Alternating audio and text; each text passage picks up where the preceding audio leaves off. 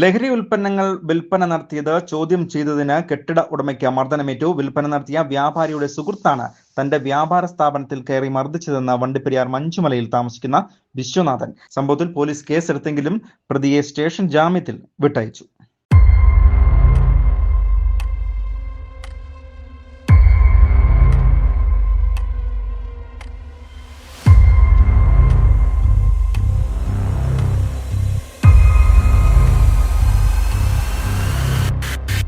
Rainbow news വാർത്തകൾ നിങ്ങൾക്കായി അവതരിപ്പിക്കുന്നത് വണ്ടിപ്പെരിയാർ പഞ്ചായത്ത് ഹൈസ്കൂളിന് സമീപം പ്രവർത്തിച്ചു വന്നിരുന്ന ഫാമിലി റെസ്റ്റോറന്റ് ആണ് ജനങ്ങൾക്ക് കൂടുതൽ സൗകര്യാർത്ഥം പുതുതായി പ്രവർത്തനം ആരംഭിച്ചിരിക്കുന്നത്.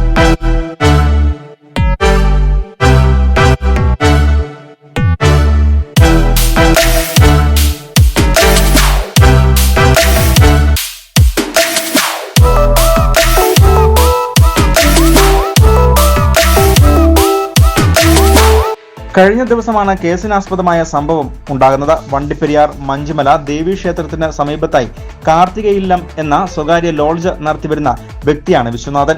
ലോഡ്ജിന്റെ താഴെയുള്ള മുറികൾ വ്യാപാര സ്ഥാപനത്തിന് വേണ്ടി വാടകയ്ക്ക് നൽകുകയും ചെയ്തിരുന്നു.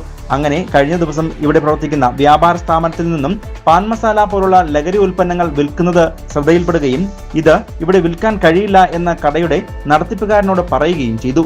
എന്നാൽ ഇവർ തമ്മിൽ ചെറിയ തർക്കങ്ങൾ ഉണ്ടാവുകയും ചെയ്തിരുന്നു. തുടർന്നാണ് ഷിൻഡോ എന്ന വ്യാപാര സ്ഥാപനം നടത്തിവരുന്ന വ്യക്തിയുടെ സുഹൃത്തായ മഞ്ചുമല സ്വദേശി ദിലീപ് പ്രശ്നത്തിൽ ഇടപെടുകയും ഇദ്ദേഹത്തിന്റെ സ്ഥാപനത്തിൽ അതിക്രമിച്ചു കയറി വാക്കുതർക്കം ഉണ്ടാവുകയും പിന്നീട് കയ്യാങ്കളിയിലേക്ക് എത്തുകയും ചെയ്തത്. തുടർന്നുണ്ടായ മർദ്ദനത്തിൽ വിശ്വനാഥിന്റെ മുഖത്തിന്റെ എല്ല് പൊട്ടുകയും ചെയ്തിരുന്നു.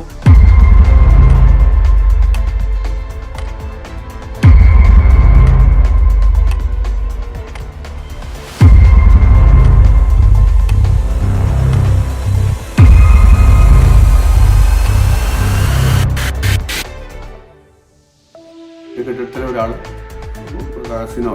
വെച്ചുകൊണ്ട് അവർ മറ്റേ പുകയില കച്ചവടമായിരുന്നു.